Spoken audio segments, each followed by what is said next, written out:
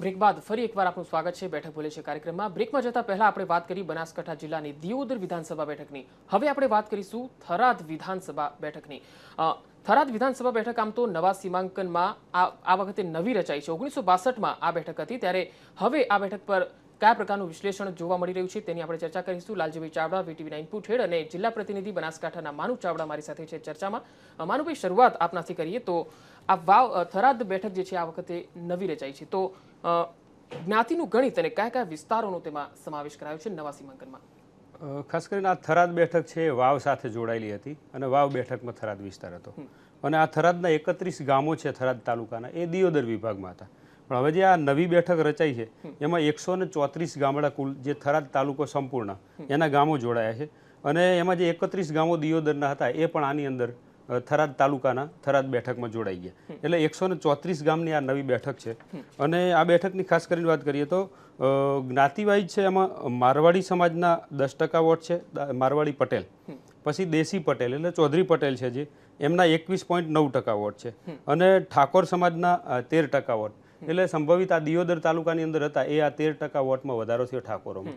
એ રીતનું આખી આ બેઠક બની છે અને આ નવા સીમાંકનમાં થરાદ બેઠક। લાલજીભાઈ, આપણે પૂછવા માંગીશ, વાવ બેઠકની જો સ્થિતિ જોઈએ, કેમ કે વાવમાંથી જ આ બેઠક આ વખતે નવી રચાઈ છે, ત્યારે વાવ બેઠક કોંગ્રેસનું ગઢ રહી હતી। માત્ર 2007માં જ આ બેઠક પર ભાજપના પરબતભાઈ પટેલ જીત્યા હતા, જેઓ હાલમાં સરકારમાં મંત્રી પદ પર પણ છે। શા માટે કોંગ્રેસનું આ બેઠક પર વર્ચસ્વ રહ્યું? આ બેઠક ઉપર પંકજ, જે આપણે આનો રાજકીય ઇતિહાસ જોઈએ તો મોટાભાગે કોંગ્રેસ પ્રભાવી રહ્યું છે, લગભગ 85 સુધીની વાત કરીએ તો અગેન તેમાં ફેક્ટર જે છે ઓવરઓલ તમે 10 છેલ્લી ચૂંટણીઓનો ઇતિહાસ જુઓ તો 6 વાર કોંગ્રેસ જીત્યું છે અને 1 વાર બીજેપી જીત્યું છે। જનતા દળ જે છે 1 વખત જીત્યું છે, સ્વતંત્ર પાર્ટી જે છે એ 1 વખત જીતી છે અને અપક્ષ 1 વાર જીત્યું છે। મુખ્ય કારણ જે છે કે એનું સીમાંકનની સ્થિતિ જોઈએ, એટલે ધારો કે મોટાભાગે આમાં પટેલ એટલે ચૌધરી પટેલ, મારવાડી પટેલ અને ઠાકોર મતદાતાઓનું પ્રભુત્વ હતું।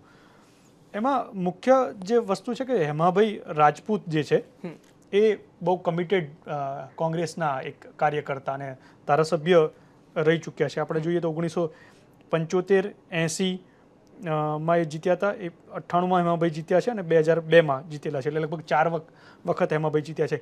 હેમાભાઈના વ્યક્તિત્વના કારણે એક ખાસો ફરક પડે છે પાર્ટીને, કારણ કે એ વ્યક્તિત્વ એવું છે કે વાજપેયીની સરકાર હતી ત્યારે એમને શ્રેષ્ઠ ધારાસભ્યનો જે પુરસ્કાર આપવામાં આવે એ આપવામાં આવે, કારણ કે એ વ્યક્તિ લોકો સાથે સીધો જોડાયેલો છે। જ્યારે એ પોતાની ગાડી લઈ અને એમના ગામ અસારાથી થરાદ જતા હોય તો લોકોને બેસાડી અને લઈ જાય છે, એના કારણે એ વ્યક્તિનો લોકસંપર્ક એક મજબૂત હોવાના કારણે અને પાર્ટીના ડેડિકેટેડ કાર્યકર્તા હોવાના કારણે, કારણ કે પક્ષ સાથે એટલે વફાદારી પક્ષ સાથેની જે છે એ મહત્વની છે, એટલે હેમાભાઈના કારણે પાર્ટી ક્યાંક ને ક્યાંક જીતતી રહી છે। એ જ રીતે બીજી એક વાત કરી કે પહેલાં અગાઉ પરબત પટેલ જે છે એ કોંગ્રેસ સાથે હતા, એટલે સ્વાભાવિકપણે એ વખતે કોંગ્રેસ જીતતું હોય, ત્યારબાદ એ અપક્ષમાં અને ભાજપમાં જીત્યા હતા। એ જ રીતે માવજીભાઈ પટેલ જે છે એ પણ ત્યારબાદ કોંગ્રેસમાં જોડાયા હતા, અગાઉ જનસંઘમાં હતા, જનતા દળમાં હતા, ભાજપમાં આવ્યા અને કોંગ્રેસમાં જોડાયા। એ મારવાડી પટેલ વોટના કારણે એ જીતતા આવ્યા છે। એટલે આપણે ઓવરઓલ એક સિનારીઓ જોઈએ તો ક્યાંક ને ક્યાંક આ વ્યક્તિઓ જે છે એ જીતતા આવ્યા છે અને એની સાથે જ્ઞાતિનું સમીકરણ તો ચોક્કસ જોડાયેલું છે। એટલે હેમાભાઈ, પરબતભાઈ પટેલ અને માવજીભાઈ પટેલ, આ 3 વચ્ચે ક્યાંક ને ક્યાંક આ બેઠક જે છે એ વિભાજિત થતી રહી છે। કેટલીક વાર માવજીભાઈ જીતે છે, કેટલીક વાર હેમાભાઈ જીતે છે અને કેટલીક પરબતભાઈ પટેલ જીતે છે। જી માનું, આપને પૂછવા માંગીશ, વાવ બેઠક પર પરબતભાઈ પટેલની જો આપણે વાત કરીએ, 1985માં કોંગ્રેસમાંથી તેઓ ઉભા રહ્યા અને જીત્યા, 1990માં પછી હારી ગયા, 1995માં અપક્ષ તરીકે લડ્યા અને જીતી ગયા। અહીં તેઓ મજબૂત સ્થિતિમાં પણ દેખાયા, પરંતુ 2002માં ભાજપની ટિકિટ પરથી લડ્યા અને હારી ગયા, છેલ્લે 2007માં ફરી જીત્યા। તેમની આ જે સ્થિતિ રહી આ બેઠક પર, તેને આપ કઈ રીતે આંકી રહ્યા છો? અને 1985ની વાત કરીએ તો ત્યારે પણ અપક્ષ અને જનસંઘ, હરિસિંહ ચાવડા અને માવજીભાઈ પટેલ, એ જનસંઘમાંથી માવજીભાઈ પટેલ હતા અને હરિસિંહ ચાવડા, એટલે 32.89% વોટ હરિસિંહ ચાવડાને મળેલા અને 1.55% માવજીભાઈને મળેલા। એટલે આ જે પટેલ સમાજના વોટનું વિભાજન થયું અને હરિસિંહ ચાવડા અને માવજીભાઈ જે જનસંઘમાંથી ને અપક્ષમાંથી, એના કારણે પરબતભાઈને ત્યાં ફાયદો થયો। પછી 1995ની વાત કરીએ તો હેમાભાઈ રાજપૂત અને બાબુલાલ જોશી જે કોંગ્રેસ અને ભાજપમાં અને પરબતભાઈ ત્યારે અપક્ષમાં હતા, એટલે જે પટેલ સમાજના વોટ એમની સાથે રહ્યા એના કારણે પેલા વોટ વિભાજન થયું, એટલે ત્યાં એમને ફાયદો થયો. અને ત્યાર પછી 2007માં પણ માવજીભાઈ અને વિક્રમભાઈ રાજપૂત જે હેમાભાઈ રાજપૂતના પૌત્ર છે એ ચૂંટણી લડેલા, એટલે ત્યાં પણ ત્રિપાંખિયા જંગમાં પરબતભાઈને ફાયદો થયો. અને 2002માં હેમાભાઈ રાજપૂત અને પરબતભાઈ પટેલ એમાં સીધો જંગ હતો અને ત્રિપાંખિયો જંગ ન થયો, એટલે ત્યાં હેમાભાઈ એમની સ્પષ્ટ પ્રતિભાના કારણે અને જે કોંગ્રેસના કમિટેડ વોટ એમને જ મળ્યા, વિભાજન ન થયું એના કારણે ત્યાં પરબતભાઈને હાર સ્વીકારી પડી. લાલજીભાઈ, આપણે પૂછવા માંગીએ છીએ, નવા સીમાંકન બાદ થરાદ તાલુકાને વાવ બેઠકમાંથી બાદ કરીને એક નવી બેઠક રચી દેવાઈ છે, ત્યારે ભાજપના સંભવિત ઉમેદવારોની જો આપણે વાત કરીએ, કયા કયા નામો છે? ભાજપના સંભવિત ઉમેદવારોની જો વાત કરીએ તો અત્યારે આપણી સામે બે નામ આવી રહ્યા છે. પરબતભાઈ પટેલનું સ્પષ્ટપણે નામ ઉભરીને આવે, કારણ કે એ વર્ષોથી એમનું એક આ વિસ્તારમાં પ્રભુત્વ રહ્યું છે, જ્ઞાતિગત રીતે અને વ્યક્તિત્વની રીતે. એટલે વર્તમાન અત્યારે સરકારમાં એ રાજ્ય કક્ષાના આરોગ્ય મંત્રી તરીકે ફરજ બજાવતા હતા. થરાદ માર્કેટિંગ યાર્ડના ચેરમેન તરીકે એ ભૂમિકા એમની છે અને બનાસ બેંકના એ ડિરેક્ટર તરીકે પણ છે. અને એક સહકારી ક્ષેત્રમાં એમનું ખાસું એક મોટું યોગદાન છે અને પ્રભાવ પણ છે. એના કારણે પરબતભાઈનું નામ સ્વાભાવિકપણે પહેલું આવે છે. આમના વિકલ્પ આમ તો પરબતભાઈનું ન હોઈ શકે, પરંતુ અત્યારે એક વાત એવી છે કે RSS તરફથી એક યાદી માંગવામાં આવી છે કે કયા નામો મૂકી શકાય. એમાં માધુભાઈ પુરોહિતનું નામ એક યાદીમાં આપવામાં આવ્યું છે અને એ બિલીમોરામાં વૃદ્ધાશ્રમ ચલાવે છે અને સંઘનો એમને ટેકો છે, અને એ યાદીમાંથી જે નામ જઈ રહ્યું છે એ માધુભાઈ પુરોહિતનું છે. એટલે આ માત્ર બે નામોની અત્યારે ચર્ચા છે. મોટાભાગે પરબતભાઈને મળશે, પણ RSS જે છે એની યાદી અથવા એનો પ્રભાવ જે છે ભાજપ ઉપર કેટલો છે અથવા એમનું જે વર્ચસ્વ છે એની અગર લડાઈની વાત ચાલે તો એમનું નામ માધુભાઈ પુરોહિતનું નામ ત્યાં મૂકી શકાય છે. જી ભાનુભાઈ, કોંગ્રેસની વાત કરીએ, કોંગ્રેસના કયા કયા સંભવિત ઉમેદવારો થરાદ વિધાનસભા બેઠકમાં જોઈ શકાય છે?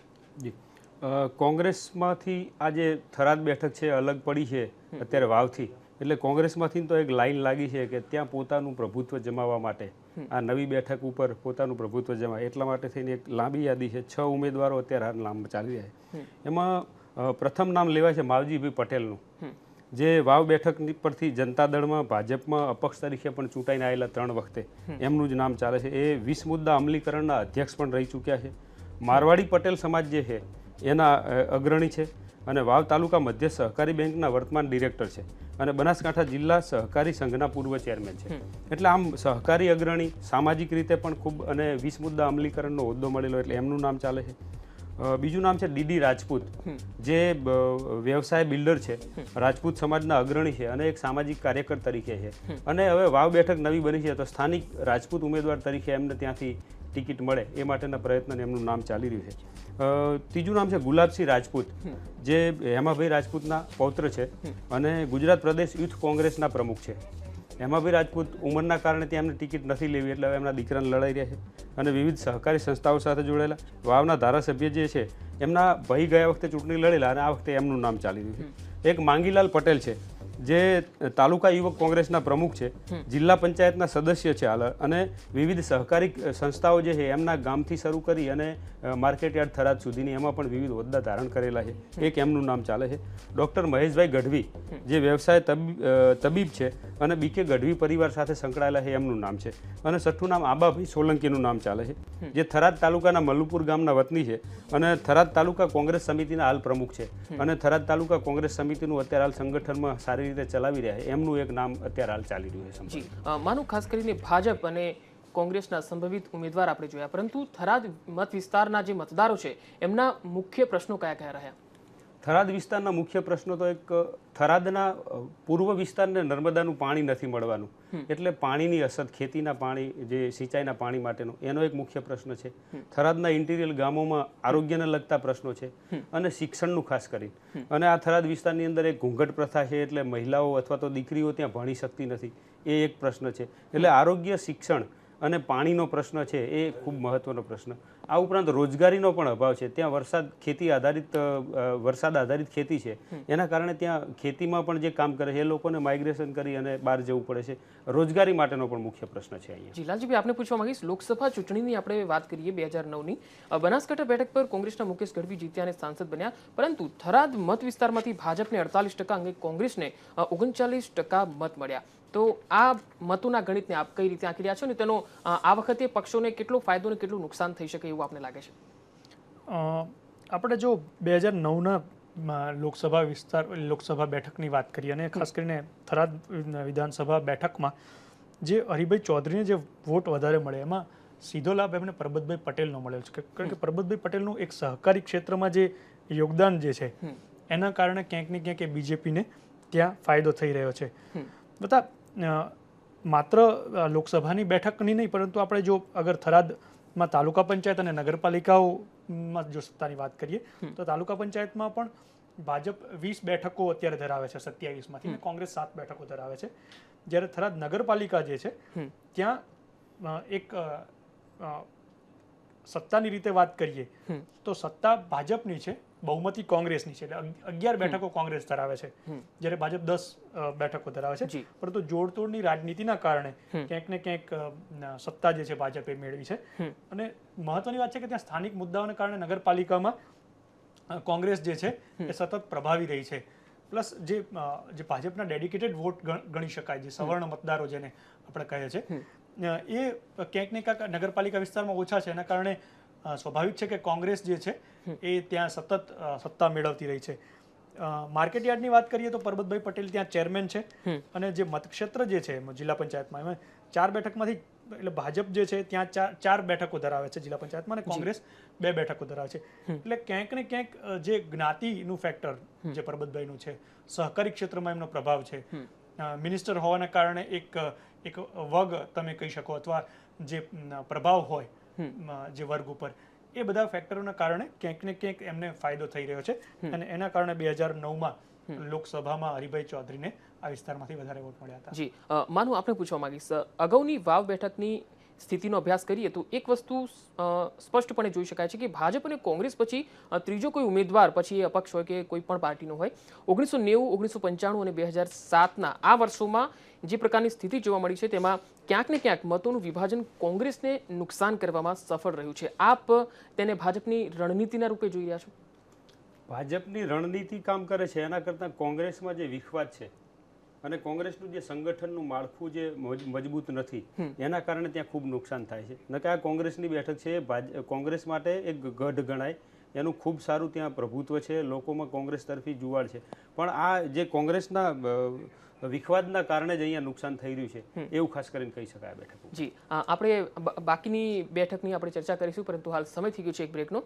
દર્શક મિત્રો, એક બ્રેક બાદ પાછા ફરીશું, ત્યારે વાત કરીશું બનાસકાંઠા જિલ્લાની એક ત્રીજી બેઠક ધાનેરા વિધાનસભા બેઠકની. એક બ્રેક બાદ.